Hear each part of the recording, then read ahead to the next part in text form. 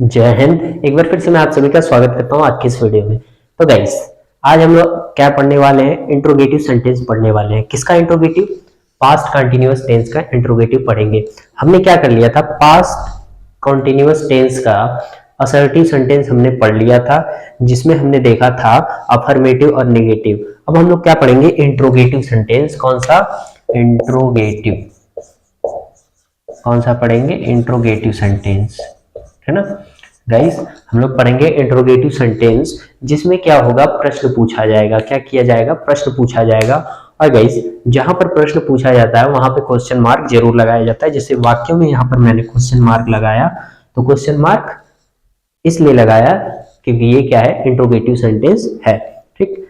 अच्छा, उसके बाद प्रश्न दो प्रकार से पूछे जा सकते हैं। एक, जिसका जवाब हम किस में देते हैं? हाँ या ना में देते हैं, उसे क्या कहते हैं? यस नो इंट्रोगेटिव सेंटेंस कहते हैं। और एक होता है जिसका जवाब हम किस में देते हैं? विस्तार में देते हैं, उसे क्या कहते हैं? Detail interrogative sentence. तो इसका जवाब हम किस में देंगे? हाँ या ना में देंगे या डिटेल में देंगे? गाइस, यहां से हमें पता चलेगा कैसे। क्या वे हमें मैथ पढ़ा रहे थे? तो गाइस, अगर मैं पूछ दूं क्या वे हमें मैथ पढ़ा रहे थे, अगर आप बोल दोगे हाँ, तो मैं समझ जाऊंगा कि वे हमें मैथ पढ़ा रहे थे। लेकिन अगर वही मैं पूछ दूं वे हमें क्यों मैथ पढ़ा रहे थे, तब ये क्या करना पड़ेगा? आपको विस्तार में बताना पड़ेगा। इसलिए उसे क्या बोला जाता है? डिटेल इंट्रोगेटिव सेंटेंस बोला जाता है। और इसे क्या बोला जाएगा? इसे क्या बोला जाएगा? Yes no. कौन सा? यस नो इंट्रोगेटिव सेंटेंस बोला जाएगा। यस नो क्यों बोला जाएगा? क्योंकि इसका जवाब हम किस में दे रहे हैं? हाँ या ना में दे रहे हैं। ठीक। और एक चीज और मैं कह दूंगा, इसको पहचानने का सबसे अच्छा तरीका क्या है? जिस वाक्य के अंत में क्या आ जाए, सबसे पहले क्या आ जाएगा, वही क्या हो जाएगा? यस नो इंट्रोगेटिव सेंटेंस हो जाएगा। अब इसको ट्रांसलेट करने से पहले मैं इसकी पहचान बता देता हूं। तो पहचान सेम रहेगी। क्यों? क्योंकि ये भी क्या है? पास्ट कंटिन्यूअस टेंस ही है। ठीक ना। इसकी पहचान क्या होती है? रहा था, रही थी, रहे थे, सेम। और उसके बाद वाज, वर, वर्ब का फर्स्ट फॉर्म प्लस आईएनजी इसमें भी लगेगा। उसके बाद क्या है? इसका सिंपटम। सिंपटम मतलब वाक्यों को कैसे पहचानेंगे। तो अभी मैंने पहचानने का तरीका बताया कि सबसे पहले क्या आ जाना चाहिए, तो ये हो गया क्या। उसके बाद क्या आ जाना चाहिए? सब्जेक्ट। तो सब्जेक्ट क्या है? वे। उसके बाद नहीं। नहीं आ भी सकता है और नहीं भी। अगर नहीं नहीं है तब भी वो इंट्रोगेटिव सेंटेंस कहलाएगा, क्योंकि उसमें सबसे पहले क्या आ गया है? क्या आ गया है, और उसमें क्या हो रहा है? प्रश्न पूछा जा रहा है। ठीक। उसके बाद रहा था, रही थी, रहे थे में से कोई एक आना चाहिए। और लास्ट में सबसे इंपॉर्टेंट चीज क्या आना चाहिए? Question mark. ठीक ना, जैसा कि यहाँ पर है। ठीक। सबसे पहले क्या आ गया, फिर उसके बाद सब्जेक्ट आ गया, अंत में रहा था, रही थी, रहे थे में से एक आ गया, रहे थे। ठीक। अच्छा, उसके बाद हम इसको ट्रांसलेट कैसे करेंगे? सबसे पहले वाज या वर में से किसी एक को रखेंगे। अब वाज का प्रयोग कहाँ करेंगे और वर का प्रयोग कहाँ करेंगे? जैसा कि मैंने बताया कि वाज का प्रयोग सिंगुलर सब्जेक्ट के साथ और वर का प्रयोग प्लूरल सब्जेक्ट के साथ करेंगे। ठीक ना। तो इसको ट्रांसलेट कैसे करेंगे? सबसे पहले यहाँ क्या है? एक प्लूरल सब्जेक्ट है, हाँ, वे, है ना। तो वे का प्रयोग किसके साथ करेंगे? वर। तो यहाँ पे क्या हो जाएगा? सबसे पहले वर। ठीक। उसके बाद सब्जेक्ट। सब्जेक्ट क्या है? वे। वे का क्या होता है? दे। फिर नहीं, नहीं नहीं है तो नॉट नहीं लगाएंगे। उसके बाद वर्ब क्या है? पढ़ाना। पढ़ाने क्या होता है? टीच। और उसमें क्या लगाना है हमें? आईएनजी। तो क्या हो जाएगा? टीचिंग। फिर क्या है? ऑब्जेक्ट। अब मैंने ऑब्जेक्ट बताया कि जिस पर प्रभाव पड़ेगा, तो प्रभाव किस पर पड़ रहा है? हमें पर। तो हमें क्या हो जाएगा? Teach us, sorry, teaching us. फिर उसके बाद अदर में क्या है?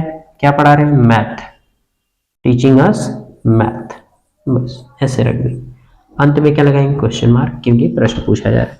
तो वर दे टीचिंग अस मैथ, ऐसे पूछ देंगे किसी से तो वो बोल देगा यस। हम समझ जाएंगे कि वो क्या कह रहा है? यस नो इंटरोगेटिव सेंटेंस की बात कर रहा है। ठीक है। उसके बाद सेकंड वाला, क्या सोनम वहां घूमने नहीं जा रही थी?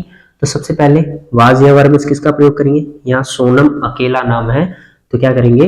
वाज लगाएंगे। तो क्या हो जाएगा? सबसे पहले वाज।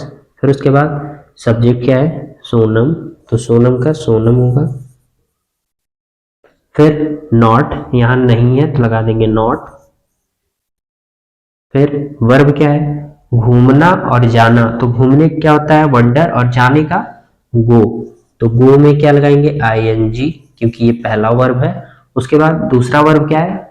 घूमना, तो गोइंग टू वंडर। ठीक, इसमें आईएनजी नहीं लगाएंगे, ये बहुत इंपॉर्टेंट बात है। आईएनजी किस में लगेगा?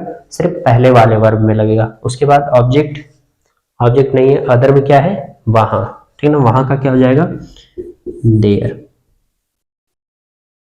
ठीक, अंत में क्या लगाएंगे? Question mark. ठीक, तो क्या बना हमारा सेंटेंस? क्या सोनम वहां घूमने नहीं जा रही थी?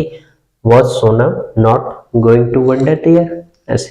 ठीक, अच्छा उसके बाद सेकेंड वाला, क्या सर हमें नहीं पीट रहे थे? तो कैसे बनाएंगे? सबसे पहले सब्जेक्ट, सॉरी पहले हेल्पिंग वर्ब। हेल्पिंग वर्ब किसका प्रयोग करेंगे? वाज या वर का। तो यहाँ पे सर क्या है? सिंगुलर सब्जेक्ट है, तो क्या हो जाएगा? वॉज।